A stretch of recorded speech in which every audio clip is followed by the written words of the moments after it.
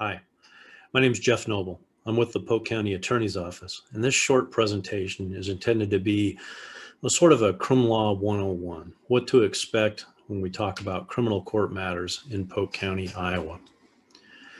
It's important to understand, first of all, when we talk about the criminal justice system in Iowa, it's easy to think that there is just one system, but there really are several, and it's important to understand the difference between them. If somebody is charged with violating federal law, that's a federal crime, and it would be handled by federal prosecutors in a federal courthouse. Those should be distinguished from cases where somebody is charged with violating a state law, and that type of criminal case is handled by a state prosecutor in a county courthouse. There are also crimes that are defined at the city level, city ordinances, and city ordinances are prosecuted by city prosecutors. They're in the same county courthouses as state violations, but those two are really a separate violation of the law that is handled by different offices. This presentation is intended to focus on that middle group, state crimes prosecuted by state prosecutors in a county courthouse. We talk about state crimes in Iowa, we're generally talking about crimes that fall into one of 7 different categories, one of 7 different levels. The most serious of those is a Class A felony. And in Iowa, a Class A felony carries life in prison with no possibility of parole for adults. There are exceptions for juveniles. But as far as a Class A felony, if somebody's convicted of a Class A felony in Iowa, unless that conviction is reversed on appeal, thrown out in a civil action called a post-conviction relief action, or the governor commutes that sentence to something different, life in Iowa means life. And that person will die behind the prison walls in prison in the state of Iowa, unless one of those 3 things happens. A Class B felony in Iowa usually carries up to 25 years in prison. There are what we call Super Bs, and those Super Bs are crimes that carry up to 50 years in prison, but though there aren't too many of those. It's things like murder in the 2nd degree, child endangerment resulting in death, and some drug crimes carry up to a 50-year sentence. But as I say, those are unusual. Next level down, we start to see fines creep into the consequences that are imposed on people convicted at these levels. A Class C felony carries up to 10 years in prison and a fine of between $1,370 and $13,660. Going down one more level, the lowest level of felony in Iowa are called Class D felonies, and those carry up to 5 years in prison and fines in the range that's shown in this slide.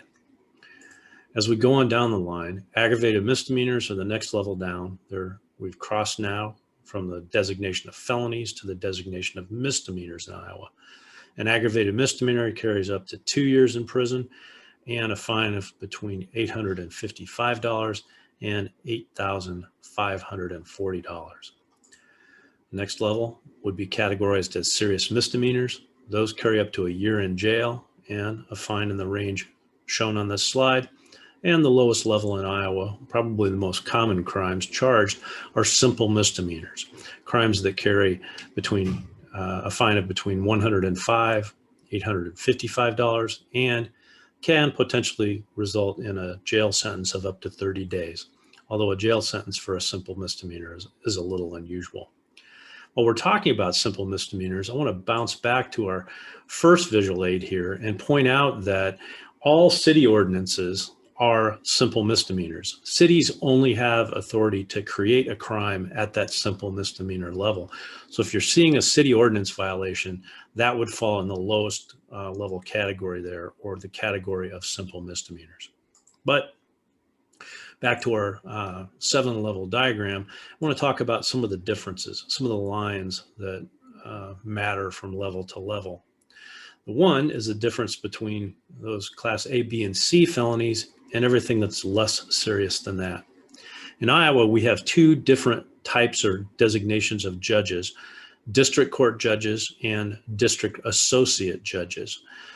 District court judges have to handle trials and sentencings, pleas on A, B, and C felonies. District associate judges have legal authority to handle cases that are less serious than that. And as you might guess, the Class D felonies are sometimes handled by district court judges and sometimes handled by district associate judges. So there is some overlap, but the authority of a district associate judge, at least in terms of trying the case or imposing a sentence at the end of the case, that authority of a district associate judge only goes up to Class D felonies. The next line is, of course, the line between felonies and misdemeanors. This line is less important than it used to be. It used to be if somebody was convicted of a felony, they lost their rights of citizenship. That meant they couldn't vote, they couldn't sit on a jury, they couldn't carry firearms. Now, the right to vote and the right to sit on juries are pretty much automatically, those rights are automatically returned when that defendant has paid their debt to society or finished their sentence. And really the important designation here is somebody convicted of a felony does lose their firearms rights unless the governor specifically gives those rights back. But that's the big implication of a felony conviction, although there are some misdemeanors that result in the loss of the right to carry a firearm as well. Next level down, and this is an important one, is the difference between simple and serious misdemeanors on one hand and the crimes above the line on the other hand. Sentences above the line, anything that are 366 days or more, or a year and a day or more, those sentences are called indeterminate sentences, and they're served in prison. They call them indeterminate because the judge that enters the sentence doesn't actually determine when that person will be back on the streets. The parole board does. So they're classified as indeterminate sentences. Also, all these levels above the line, when we saw those not to exceed 10 years, not to exceed 5 years, not to exceed 2 years, those sentences aren't really ever even close to the level that the sentencing judge says. In other words, a Class C felony that carries up to 10 years in prison will inevitably result in that person being paroled long before the 10-year mark. How long before depends on how much criminal history the person has, how they perform in prison, and how violent the crime was. There are a number of factors that the parole board takes into consideration before granting a parole. But the bottom line is it's the parole board that decides, and there's no clear indication when a person will step back out on the streets when we're talking about an indeterminate sentence. Below the line, we call those determinate sentences. Instead of being served in the Iowa prison system, those sentences are served in a local county jail. And the judge does determine how long that person will be in custody on that crime. If a judge says you're going to serve 270 days in jail, that person is going to serve 270 days in jail, with very rare exceptions for those county inmates that are allowed to be trustees can get a few days off that sentence. But generally speaking, when the judge determines the sentence, that's the sentence that the person is actually going to serve.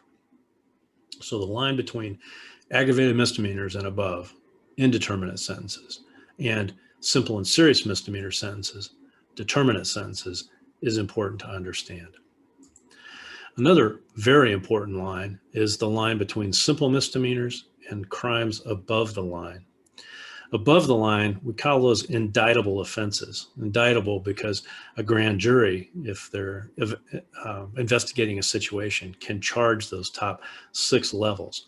But the more important distinction is that above the line, people have a lot more procedural rights and protections when charged with those crimes than they do below the line.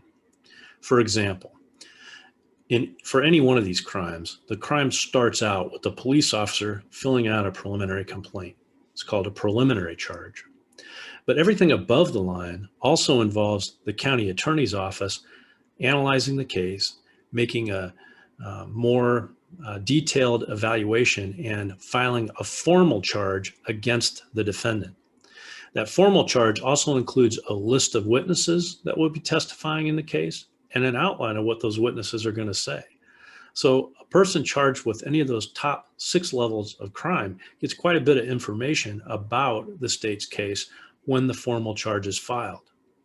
Below the line, the preliminary charge completed by the police officer, that's the only charge filed. there is no formal charge filed below the line. So the defendant doesn't get a list of witnesses and doesn't have an outline of what they're going to say. What's more, the defendant has less of a right to investigate through the criminal justice system. They can, of course, investigate on their own. But above the line, a defendant has a right to what we call discovery rights. Typically, that involves a right to take depositions or call the state's witnesses in to interview them before trial, so the defendant isn't surprised by what they say. It also frequently involves the state sharing police reports of the investigation that was involved in that crime. Below the line, there is no right to take depositions, and there is no right necessarily to have those police reports. Now, it's important to understand that when that information isn't routinely turned over, by this office anyway, that's not because we're trying to hide anything. It's because simple misdemeanors are the most common charges filed. And now even a simple misdemeanor can involve hours of body camera footage or in-car camera footage. And there are just too many cases and too much data for us to easily turn that information over to a defendant. And in fact, most of those plead early on in the process without having to go through discovery on simple misdemeanors. So the overall point here is there are a lot fewer procedural rights and a lot fewer procedural protections. Another important example of that is that the crimes above the line, those involve a presumption that those cases are going to be tried to a jury of 12 people. Simple misdemeanors, the presumption is that that charge is going to be tried, if it goes to trial at all, to a single judge, and a judge will decide whether that person is guilty or not guilty. So above the line, the assumption is jury, and somebody has to specifically file pleadings saying, I give up my right to a jury trial if it's a charge above the line. Below the line, it's a presumption it's going to be a trial to a judge, and they have to specifically file something saying, I want a jury trial instead of a judge trial to get in front of a jury. And even then, that jury on a simple misdemeanor is only 6 people instead of 12 people. There are other examples of the fewer rights and protections for simple misdemeanor defendants, but you get the general idea here that the law just does not give as many rights and protections below the line as they do above the line. I think we touched on this before, that above the line, we call those crimes indictable offenses because if a grand jury is investigating the crime, those crimes, a charge can be returned at any one of those top 6 levels by a grand jury. There are other distinctions that are important when we're talking about the seriousness of crimes in Iowa. We've talked about the difference between misdemeanors and felonies, but even within felonies, there's another group called forcible felonies. These are typically more serious crimes, typically violent crimes. And the significance of a forcible felony designation is this: someone convicted of a forcible felony has to go to prison. A judge doesn't have any choice under Iowa law but to send someone to prison if they're convicted of a forcible felony and if they're an adult. Again, there are exceptions for juveniles. Within the forcible felony category, there are even more violent crimes that are classified as 70% rule of forcible felonies. This law has been softened a little bit in the last few years, so many of this smaller category are now 50 to 70% rule forcible felonies. But what that means is not only does the person have to go to prison, but they have to serve between 50 and 70% of the sentence before they're eligible for parole. So let's take an example. A person charged a Class C felony, that's one that carries up to 10 years in prison, could be paroled by the parole board in, say, 2 years. If that same person is convicted of, and that person could have gotten probation in the first place and never gone to prison if it was just a Class C felony. If, however, it was a forcible felony, then the judge was required to send that person to prison. If the parole board chooses to let them out after 2 years, that's kosher. But if that person was in the smaller group of 50 to 70% rule of forcible felonies, then the parole board doesn't even have authority to kick that defendant loose until they've served either half, 5 years, or 70%, 7 years of that sentence before they can release them. Okay, let's talk about the timeline for a case in the criminal justice system. And the timeline is different for indictable offenses, the top 6 levels of crime we talked about, as opposed to simple misdemeanors, the lowest level. So we're going to be talking first about the top 6 levels of crime: Class A, B, C, D, felonies, and aggravated misdemeanors, as well as serious misdemeanors. Top 6 levels. A criminal case in Iowa typically starts with an arrest or a police-issued citation. The police charge somebody with the crime. The first time the defendant then appears in custody is at a proceeding called an initial appearance. The purpose of an initial appearance is for a judge to look at that preliminary charge filled out by a police officer and determine whether there is actually probable cause for that case to go forward. If the judge says there is, then the defendant has a right to a second probable cause review at something called a preliminary hearing. A preliminary hearing has to take place within 10 days if the defendant is in custody, or 20 days if the defendant is out of custody. A preliminary hearing is another probable cause review, and it is just a right of a person charged the crime, and it's a right they can waive. And in fact, in many, many cases, the defendant at his or her initial appearance says, "I give up my right to a preliminary hearing." They essentially concede or agree there's at least probable cause for this case to go forward. Preliminary hearings may be more intended for those people that are in custody and want a kind of a second probable cause analysis. Preliminary hearings are not terribly formal proceedings. The rules of evidence that would apply at a trial do not apply to a preliminary hearing. So we don't see eyewitnesses coming in and testifying at preliminary hearings. Usually those involve just one police officer that sort of summarizes the case. And as I said, in a lot of cases, the defendant or their attorneys just don't want that hearing, and the right to that hearing is given up before it ever takes place.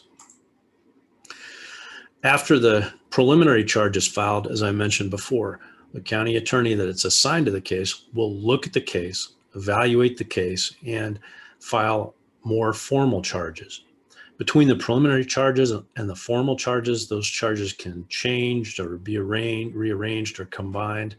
But the formal charge, when it is filed, includes a list of witnesses that will testify in the case and an outline of what those witnesses are going to say. That outline, by the way, or that list and outline, are called minutes of testimony. And minutes of testimony are, when they are filed with the formal charge, those are private documents that are not accessible to the public because, of course, the case should be resolved in the courtroom when the case goes to trial, not by friends or family or even the press reading that outline of charges and talking about it before the case ever goes to trial. Shortly after that formal charge is filed, the defendant comes to court in a proceeding called an arraignment and gets a copy of that formal charge. It's the first time a defendant has ever seen what the county attorney decided to file, and first time he's seen that witness list and an outline of what those witnesses are. Lots of times you'll see the press reporting on an arraignment and will say the defendant appeared at arraignment and pled not guilty. And it's kind of played up like that's a enormously significant moment that the defendant is claiming they're innocent. That's not true at all, because when a defendant is seeing those charges for the first time, it really doesn't make sense for them to enter that guilty plea until they've reviewed the state's evidence. And in fact, most of the arraignments in Polk County aren't really even set up for a defendant to plead guilty. A lot of times if a defendant wants to plead guilty at arraignment, the judge will say, well, I'm going to enter a not guilty plea for you now and schedule the guilty plea on a different day at a different time when they don't have a whole bunch of arraignments to deal with. Also at the arraignment, the court typically sets 2 follow-up hearings, a pretrial conference, and then they schedule a trial date. And those will get bounced around some, but generally speaking, those 2 dates are listed in an arraignment order. Arraignment, by the way, is a third analysis by the judge of probable cause. They review the formal charges to determine that there is, in fact, whether there is, in fact, probable cause for the case to go forward. The discovery rights we talked about include the right to take depositions. So sometime, this shows like a single point in the timeline, but really it is more of a range. A defendant who wants to go to the time and expense of doing depositions can interview those state's witnesses that are listed when the formal charges were filed. Shortly before, if it looks like a case is not going to plead and is likely to go to trial, then we will have a second sort of pretrial conference called a status conference. Those typically involve working out the details of how the case will be tried, and we'll discuss any last-minute plea discussions and put those on the record. So if necessary, there's a record of what those plea discussions were. But a status conference is generally reserved for those cases where plea negotiations have largely failed and it looks like that case will probably be going to trial. Critical deadlines for those of us in the Polk County Attorney's Office. From the time a police officer arrests someone or issues them a citation, we have 45 days to file formal charges against that person. So with the arrest or the citation, and I should say that has to take place in combination with this initial appearance. But if those kind of two steps have taken place, then we've got a 45-day deadline and the meter is ticking from the moment of that initial appearance. We've got a similar 90-day deadline from the moment that formal charge is filed until we take that defendant to trial. Now, each of these is a right that is a right of the criminal defendant. So the criminal defendant can give up those rights, and they can file a piece of paper with the court saying, I give up my right to speedy indictment or for the charge to be filed within 45 days. Or I give up my right to speedy trial. I give up my right for the trial to go to the case to go to trial within 90 days. And it's not uncommon at all for that to happen and for the trial date to be delayed beyond that 90-day mark. If the case goes to trial and the defendant is convicted, or if the defendant pleads guilty, kind of the final step in the process would be the sentencing, where the judge decides from a range of possible sentences what that person's consequences are going to be for that criminal conduct. Usually, the more serious the case, the more likely that sentencing proceeding is different from the trial or the plea. But many times, particularly on the lower level indictable offenses, on serious misdemeanors and aggravated misdemeanors, the plea and the sentencing take place at the same time in those cases, and that's the defendant's option. But if a defendant wants to do that, then it's kind of one-stop shopping. When they stop at or when they enter that guilty plea, the case can be resolved with both the plea and the sentencing taking place on the same day.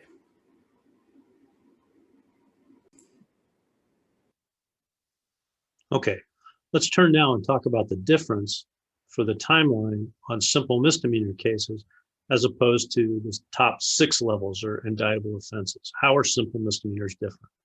Well, first of all, there's no right to a preliminary hearing on simple misdemeanors. More importantly, there's no formal charge filed. The preliminary charge filed by law enforcement is the only charge in a simple misdemeanor.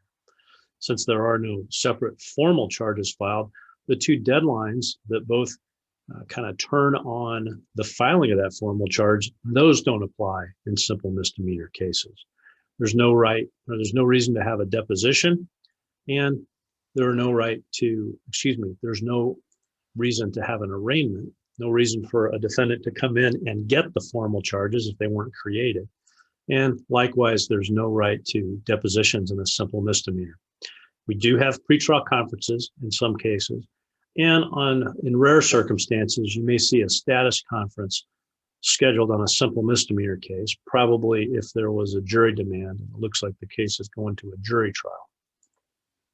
On simple misdemeanors, pleas and sentencings almost always take place at the same time. It would be very rare for the plea or the finding of guilt to be separated from the judge saying what the punishment was going to be.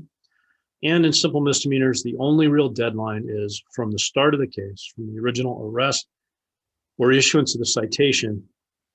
That case has to go to trial within 1 year, and that's the only real deadline. Like the other deadlines we talked about on indictable offenses, this deadline is a right that belongs to the defendant. So a defendant can give up that right, or a judge can find good cause to go beyond the year deadline. So what are the potential consequences then for criminal conduct? This is very general. There may be lots of nuances and exceptions in addition to these types of consequences, but these are the big ones. Obviously, on serious cases, prison is a consequence that is sometimes imposed. On less serious cases, jail can be imposed instead of prison.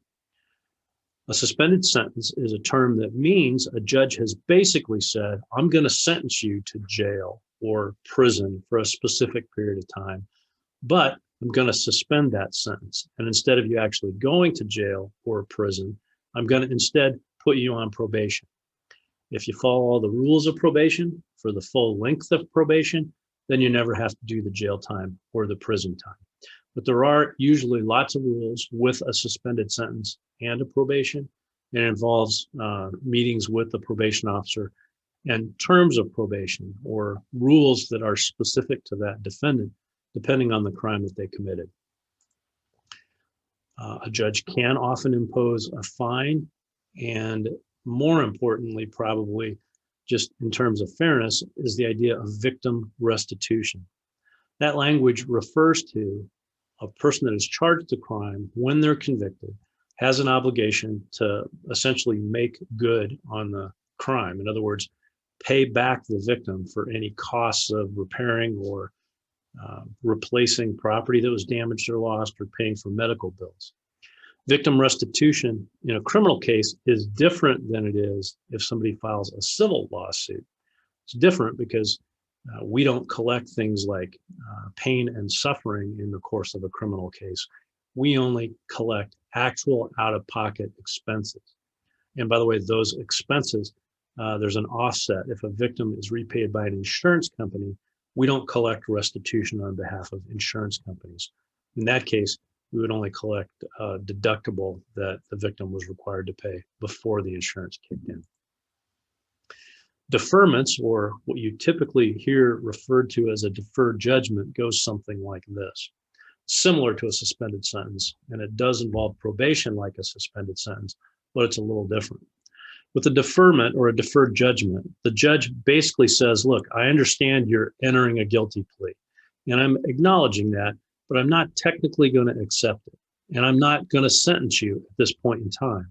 Instead, I'm going to defer your case or kind of set it off to the side, and I'm going to place you on probation.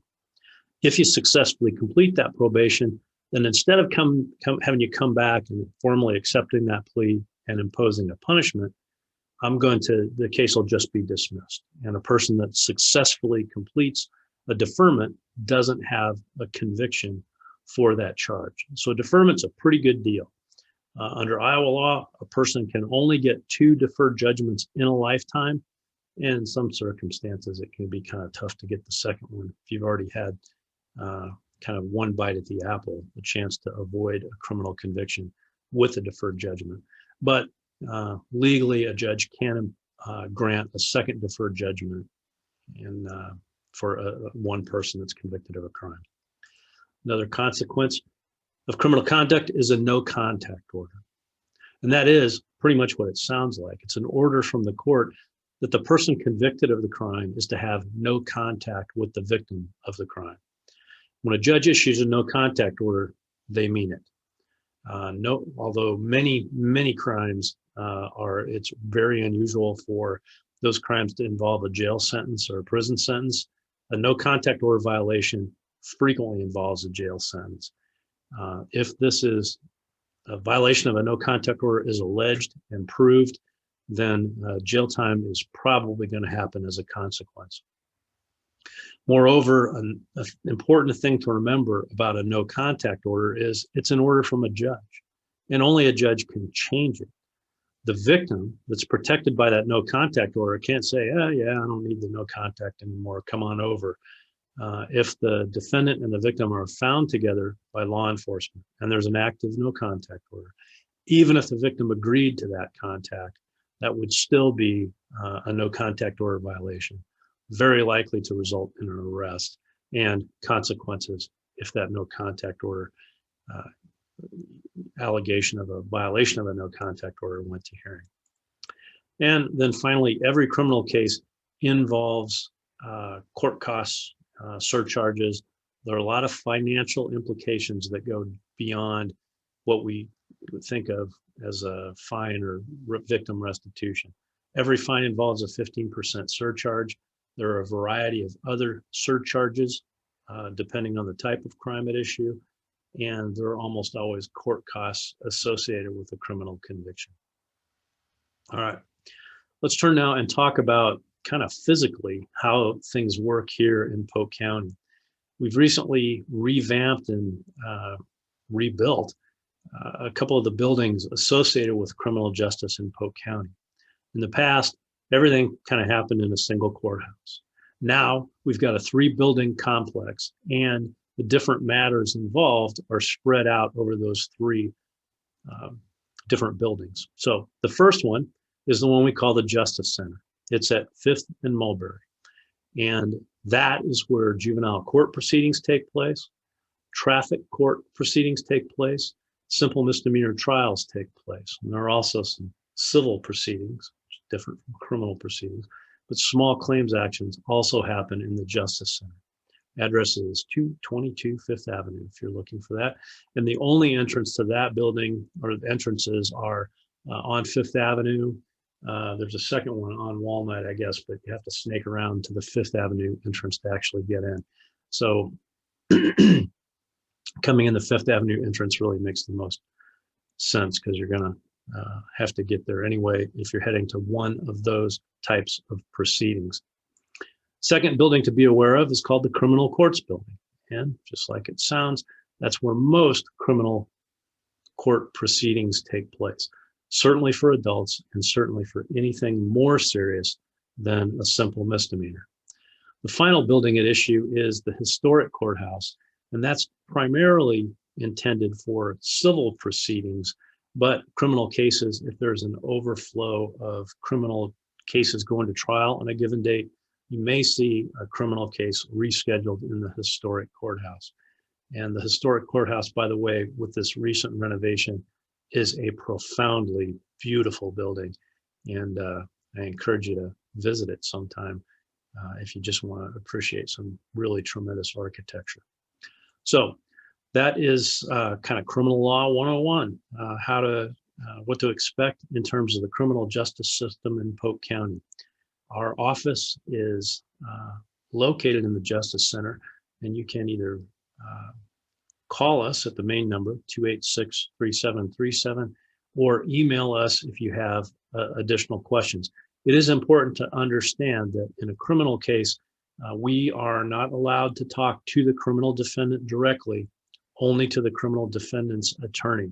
So if you're charged a crime and you have questions, you need to direct those questions to your attorney. If you're the victim of a crime or a witness to a crime and you have questions, feel free to call this number or email this address, and we'll do our best to get you any answers. Again, my name is Jeff Noble. Hopefully this short presentation has been helpful.